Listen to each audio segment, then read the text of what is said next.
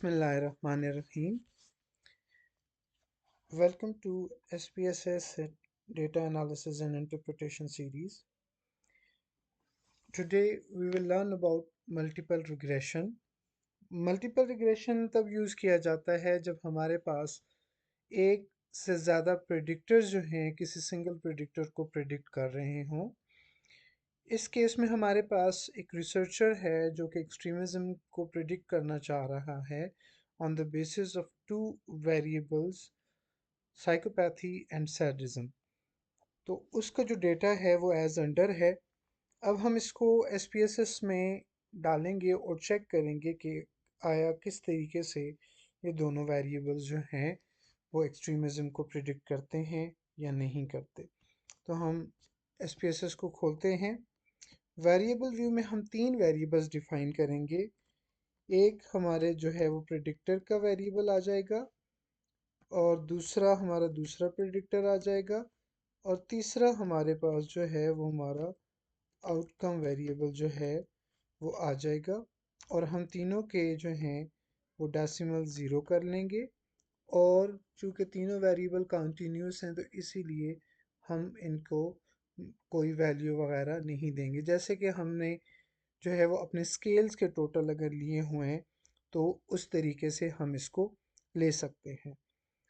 अब हम जाते हैं डेटा व्यू पे और इसको इंटर करते हैं जो हमारा डेटा है, और उसके अकॉर्डिंगली हम देखेंगे कि आया हमारा साइकोपैथी और सैडिज्म एक्सट्रीमिज्म को प्रिडिक्ट करते हैं या नहीं। सो फर्स्ट केस जो है वो है 190, 97, 150। सो हम यहाँ पे फर्स्ट केस को लिखते हैं 190, 97 एंड 115। इसी तरीके से हम अपना सारा डेटा इंटर कर लेंगे। हमारा सारा डेटा इंटर हो चुका है, और अब हम इस डेटा को एनालाइज करेंगे। याद रखिए कि एनालाइज में हम जाएंगे रिग्रेशन के ऊपर और लीनियर रिग्रेशन को ही सेलेक्ट करेंगे। यहाँ पे हमारे पास एक्सट्रीमिज्म जो है वो हमारा डिपेंडेंट वेरिएबल है, और साइकोपैथी एंड सैडिज्म जो हैं वो हमारे इंडिपेंडेंट वेरिएबल्स हैं। हमने बाकी इसमें जो है वो अपना डिस्क्रिप्टिव्स और कॉन्फिडेंस इंटरवल को हमने चेक कर लेना है, और इसके अलावा जो है हमने मज़ीद किसी चीज़ को नहीं चेक करना, और हम इसको ओके कर देंगे।